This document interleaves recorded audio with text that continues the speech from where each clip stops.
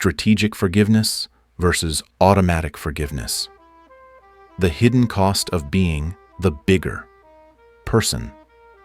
Forgiveness is often praised as the highest moral virtue, a sign of grace, compassion, and emotional intelligence. But what if we've misunderstood its true power?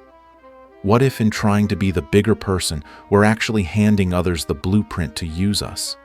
There's a difference between forgiving from a position of power and forgiving because you're too exhausted to stay angry. Most people aren't forgiving out of strength, they're avoiding conflict. And that avoidance over time becomes a silent surrender. When someone disrespects you and you instantly say, "It's okay," you're not just giving them a second chance, you're training them to believe there are no consequences. This is how patterns of manipulation and disrespect begin, not out of hatred but from learned behavior. Neuroscience confirms this. The brain responds to reward and punishment. If someone crosses your boundary and suffers no loss, no distance, no consequence, no change in your behavior, their brain labels that action as safe, repeatable. You just became a safe target. Not because you're weak, but because you're predictable. Strategic forgiveness isn't about revenge, it's about timing, awareness, and control. You don't forgive while you're still bleeding. You wait, you observe, you assess. And only when the other person has shown change, not promised but demonstrated, do you consider granting your forgiveness. This isn't cold-hearted, it's clarity. Automatic forgiveness, on the other hand, is forgiveness with no memory, no record of harm, no lesson carried forward. It sends a message to the offender. You can hurt me again, and I'll still be here. It dissolves the boundary between respect and exploitation. Over time, those who forgive reflexively find themselves surrounded by people who never truly valued them. Why? Because people don't respect your kindness. They respect the consequences tied to crossing it. Strategic forgiveness says, "I'm not angry, but I'm not stupid. I saw what you did. And whether you're in my life tomorrow depends on what you do today." If you want to be respected, your forgiveness must be earned, not begged for, not assumed. Forgiveness is not weakness, but automatic forgiveness. That's emotional bankruptcy disguised as virtue. Why forgiving without boundaries rewires the brain against you. We like to believe that forgiveness is always noble, that when we let things go, we're being mature, emotionally evolved, or even spiritual. But the truth is far more complex. Psychology and neuroscience reveal that when you continuously forgive without imposing consequences, you're not just being the better person, you're training the people around you to disrespect you. The brain is not wired for morality. It's wired for patterns. And when someone crosses your line and faces no discomfort, no pause, no loss, their brain logs that moment as safe. Safe to push you again. Safe to hurt you deeper next time. This isn't a philosophical debate. It's how human behavior is conditioned. Repeated forgiveness without consequence creates a psychological loop where the offender feels entitled to your mercy. They don't interpret your forgiveness as strength, they see it as predictability. And in human relationships, predictability without boundaries is a target, a pattern, a weakness to exploit. Psychologists who've studied emotional abuse and manipulation, including Robert Hare in his work with psychopathy, discovered something alarming. The most dangerous abusers don't use violence. They use guilt. They find compassionate, empathetic people who forgive easily, and they slowly escalate harm. First, a small disrespect. Then, a deeper violation. Then, betrayal, always followed by just enough apology to reset the cycle. It's not cruelty. It's calculation. And every time you say, "It's okay," without requiring change, you confirm that the game can continue. Worse, forgiving too quickly rewires your own brain. It numbs your instincts. It dulls your sense of self-protection. You begin to feel guilty just for being angry, even when you're right. You second-guess your boundaries. You start tolerating things that would have shocked the version of you from 5 years ago. That's not growth, that's erosion. Forgiveness should never cost your clarity. It should never drown out your inner signal that says, "This person is dangerous to my peace." Forgiveness is powerful, but only when used with awareness, when there are boundaries, when there is pause, when there is reflection and consequence. Without that, it's not healing. It's self-harm dressed in virtue. If someone hurts you and faces no change, you just taught them it's okay to do it again. And your brain believed you. What history and philosophy reveal about forgiveness and power? Forgiveness in its purest form has been romanticized through religion, culture, and moral philosophy. But history tells a darker, more honest story, one in which forgiveness isn't always the virtue we've been taught. Just look at Caesar Borgia, the ruthless but brilliant leader observed by Machiavelli himself. When former allies plotted to kill him, Borgia didn't rage. He smiled. He invited them to a banquet of reconciliation, and when they felt safe, he executed them all. It wasn't revenge. It was precision, strategy. Borgia understood what most people never will. True power doesn't shout. It waits. And forgiveness, if applied at the wrong time, becomes your noose. Machiavelli wasn't horrified. He was impressed. He learned that mercy without foresight isn't kindness. It's political suicide. His warning wasn't just for kings, it was for anyone trying to navigate a world where appearances often mask intentions. Then there's Nietzsche, the philosopher who declared God is dead, who criticized the weakness embedded in Christian morality. Yet even he, in his final years, broke down at the sight of a horse being beaten. He wrapped his arms around the animal and wept. That moment shattered his mind. He never spoke publicly again. Why? Because Nietzsche, the man who railed against pity, discovered a haunting truth he was incapable of not forgiving. He excused those who betrayed him. He tolerated editors who stole his work. He reasoned with friends who vanished during his illness, not because he was noble, but because he was tired, because conflict drained him. His forgiveness wasn't power, it was surrender. And then there's Schopenhauer, who endured years of emotional abuse from his manipulative mother. He forgave again and again, hoping his kindness would awaken hers. It didn't. It emboldened her. Only when he cut contact did she begin to respect him, not because she changed, but because he did. These aren't stories of cruelty. They're lessons in human behavior. Every time you forgive without boundaries, someone around you learns they can use you. History remembers the strong not for how often they forgave, but for how clearly they made their forgiveness conditional, strategic, earned. Forgiveness isn't weakness, but history shows us exactly what happens when it's mistaken as such. In a world of wolves, mercy is respected only when it carries sharp teeth. The hidden cost of being too forgiving, at work, in love, and in life. There's a price for being the one who always lets things slide. At first, forgiveness feels like the high road, a sign of emotional maturity, self-control, even moral superiority. But over time, in the real world of relationships and careers, people start to misinterpret your grace. Not as strength, not as kindness, but as weakness. Predictability, availability. In romantic relationships, research from the Gottman Institute has shown that when someone forgives a betrayal too quickly, without establishing boundaries or requiring meaningful change, the odds of repeat betrayal increase dramatically. Not because the offender is evil, but because human behavior is conditioned by what it gets away with. The same dynamic unfolds in the workplace. A 2019 Harvard study found that employees who quickly forgave toxic behavior from their managers or co-workers were passed over for promotions more often than those who set clear limits and demanded accountability. Why? Because leadership respects boundaries, not compliance.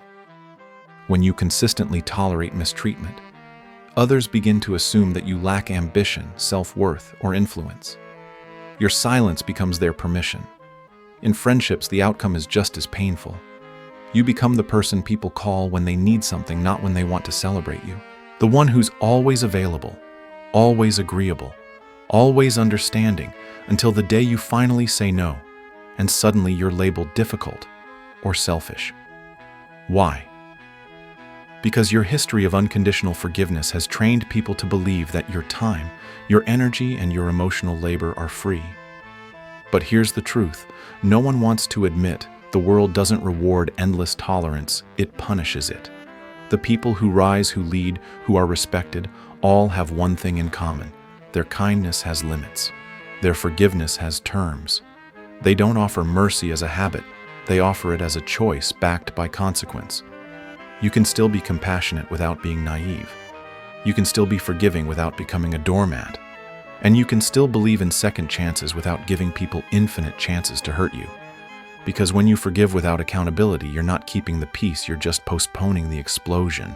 Sometimes, the most loving thing you can do for others and for yourself is to say, no more. Respect isn't earned through kindness, it's earned through boundaries. We're taught from a young age that if you're kind, people will respect you, that if you're generous, patient, forgiving others, will treat you well in return. But the harsh truth proven over and over again in real life is this: kindness without boundaries breeds exploitation, not admiration. People don't respect your inner intentions, they respond to what they can see, touch, and test. And if what they see is someone who always says yes, who always forgives, who always tolerates, they don't think, what a noble soul. They think, I can get away with anything. Respect isn't about how nice you are. It's about what you allow. It's about how you respond the second time someone crosses your line. Not with passive acceptance, but with consequence, with self-respect. In psychology, this isn't theory, it's behavior modeling. People repeat what works. If they disrespect you and nothing happens, the brain learns this behavior is safe. This person won't push back. This is how abusive dynamics begin, not with a scream, but with a quiet moment where you didn't say enough. In truth, the most respected people in your life probably aren't the ones who were always sweet.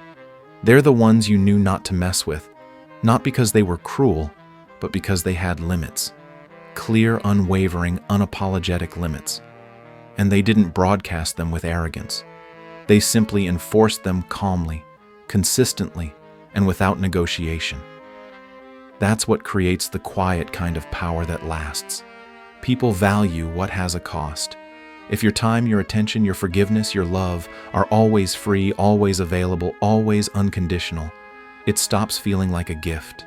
It starts feeling like a given, like something owed, until one day someone you've always been good to turns on you without remorse. Why? Because in their mind you were never strong enough to walk away, so they never believed they had anything to lose. True kindness doesn't mean allowing people to harm you without consequence. It means loving yourself enough to say, this behavior isn't acceptable. And if it continues, you lose access to me. That's not cruelty. That's self-respect. And in a world full of takers, respect only belongs to those who can enforce their worth, not just feel it. The weaponization of guilt and how manipulators use your kindness against you. Guilt can be one of the most powerful emotional weapons, and in the hands of a manipulator, it becomes lethal. Most people assume that abuse comes through aggression, insults, or domination. But some of the most dangerous individuals never raise their voice. Instead, they make you feel guilty for setting boundaries, for protecting your peace, for asking for respect. They convince you that your pain is selfish, that your hurt is overreaction, that your need for space is cruelty. And the more empathetic you are, the easier you fall for it. This is how psychological abuse works, not by breaking you all at once, but by making you question whether you have the right to be angry. Manipulators don't fear your emotions, they fear your clarity.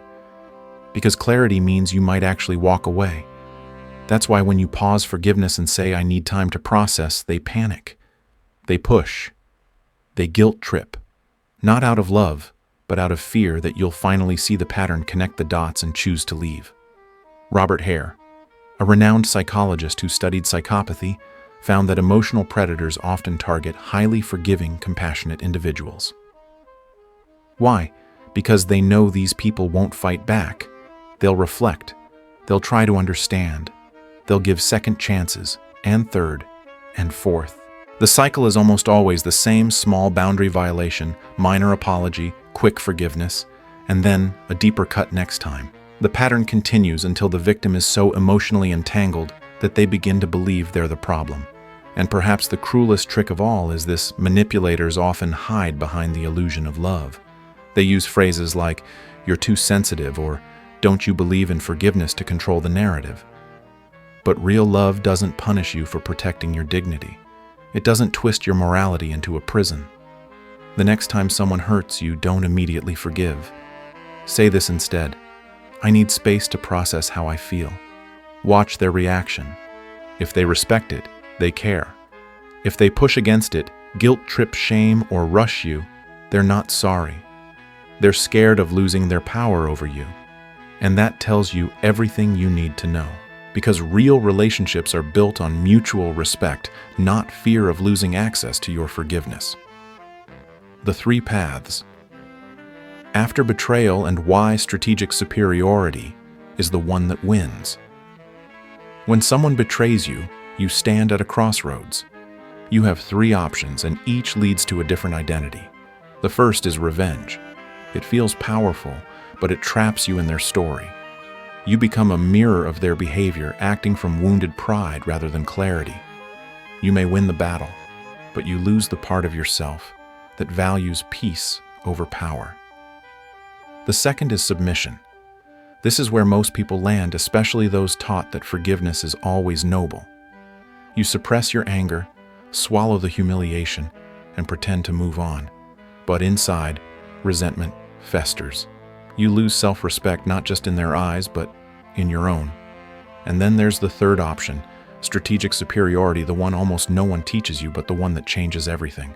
Strategic superiority means you forgive not out of fear, not to avoid conflict, but as a conscious choice. You say, I'm not going to destroy you. I'm going to outgrow you. It's not passive-aggressive. It's not petty.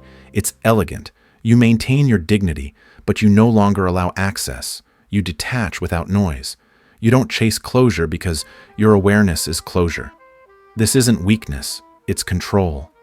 It's the realization that you can respond without reacting, that you can forgive without forgetting, and that you can move forward without carrying the burden of revenge. This is the strategy Machiavelli hinted at in The Prince when he gifted his manuscript to Lorenzo, the very man whose father had ordered his torture. He didn't beg to return to power. He didn't burn bridges. Instead, he offered knowledge wrapped in humility, a masterstroke that blended grace with warning. The message, you may have broken my body but not my mind. That is the essence of strategic forgiveness. When you adopt this mindset, you stop needing to prove anything. You forgive when it's earned. You speak only when necessary. You watch quietly as those who underestimated you come to realize you're not the same person they could manipulate. You don't forgive to keep peace. You forgive to keep your power and never place it in the hands of someone who hasn't earned it. Forgiveness isn't a moral obligation. It's a strategic choice. We've been taught that forgiveness is something we owe to others, that it's what good people do, that it proves we're evolved, spiritual, even enlightened. But here's the truth. Few dare to say aloud forgiveness is not a moral duty. It's a strategic decision. And like any decision, it must come with conditions, timing, and awareness of consequences. When you forgive automatically, without requiring change, you're not being noble. You're surrendering your boundaries. You're giving away your power disguised as virtue. The most respected people in life and history and leadership and relationships do not forgive unconditionally. They forgive intelligently. They understand that forgiveness can be a tool, a mirror, even a trap, but never a reflex. When Schopenhauer finally set terms with his manipulative mother, their relationship became functional for the first time. Not because she changed, but because he did. He made access to his emotional world conditional. It wasn't cruelty, it was clarity. And it taught her something years of unearned compassion never could, that love and respect are 2 different currencies, and kindness without cost invites cruelty. In the professional world, studies prove it. People who forgive toxic bosses without establishing boundaries get promoted less. They're seen as soft, not strong. In relationships, those who quickly forgive betrayal without requiring behavioral change almost always experience it again. Not because they're unlovable, but because they've taught their partners that betrayal has no price. Forgiveness, when done right, is not about forgetting the offense. It's about remembering who you are. It's about choosing when and if someone deserves a second chance at your presence. Real forgiveness sounds like this: I'm not punishing you, but I'm also not pretending nothing happened. You have to earn your way back. That's not resentment. That's self-respect. So the next time someone hurts you, don't ask, should I forgive them? ask, can I forgive them without weakening my boundaries? If the answer is no, they haven't earned it. Period. Because the difference between being respected and being used doesn't lie in how good your heart is. It lies in whether people believe they'll face real consequences for breaking it. Forgiveness is powerful, but only when it's chosen, not expected. Life application. Forgive strategically, live powerfully. In a world that romanticizes endless forgiveness, one of the most powerful things you can do is reclaim your boundaries. Forgiveness is not weakness, but automatic forgiveness is. The idea that we must always forgive without hesitation or consequence has created generations of people who confuse kindness with self-betrayal. The truth is, you are allowed to pause. You are allowed to process. You are allowed to protect your peace. Whether it's a toxic friend, a manipulative partner, or a disrespectful coworker, how you respond after being hurt sends a message about how you value yourself. Not everyone deserves immediate access to your forgiveness. Not everyone should feel safe crossing your boundaries. If people face no consequence for disrespect, they will repeat it. It's not evil, it's conditioning. Forgiveness, when given too freely, loses meaning. But when it's earned after accountability, after real change, it becomes powerful. It shows you are in control, not driven by impulse or guilt, but by awareness and strength. So the next time you're hurt, don't ask, what would a good person do? Ask, what would a strong person do with compassion, but also with clarity? That's the key to earning respect without becoming cold. It's how you maintain empathy without being exploited. Because in the end, it's not about revenge. It's about teaching others how to treat you and teaching yourself that your peace, your presence, and your forgiveness are valuable and never free.